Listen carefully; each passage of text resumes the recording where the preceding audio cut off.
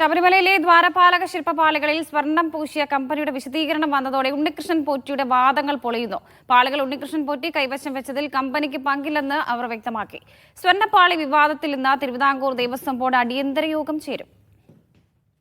ചെന്നൈയിലെ smart solutions കമ്പനിയിലാണ് ദ്വാരപാലകരുടെ പുറംപാളികൾ സ്വർണം പൂശാനായി എത്തിച്ചത്.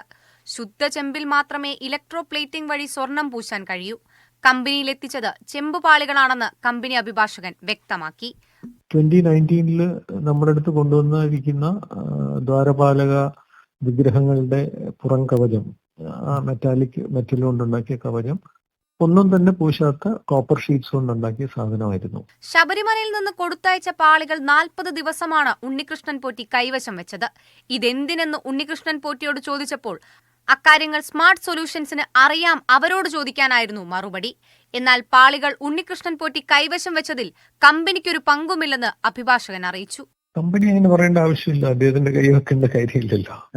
കാരണം നമ്മുടെ അടുത്ത് എല്ലാവരും സാധനങ്ങൾ കമ്പനിയിൽ കൊണ്ടുവരുന്നത് നേരത്തെ ഡേറ്റ് എല്ലാം ഫിക്സ് ചെയ്തിട്ടാണ് കൊണ്ടുവരുന്നത്. കാരണം ഓൺഗോയിങ് ആയിട്ട് ഇത് ഇന്ത്യയിലെ തന്നെ ഒരു നമ്പർ 1 പൊസിഷനിലുള്ള ഒരു കമ്പനിയാണ്. 28 വർഷമായിട്ട് ഇതേ ജോലി ചെയ്യുന്ന കമ്പനിയാണ്. ഇതിപ്പോ 40 years ഗ്യാരണ്ടി ഉള്ള വർക്കാണ്.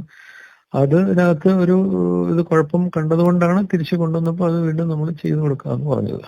ചോദ്യം ചെയ്യലിന് ശനിയാഴ്ച ഉണ്ണികൃഷ്ണൻ പോറ്റി ദേവസ്വം വിജിലൻസിന് മുൻപാകെ ഹാജരായേക്കും.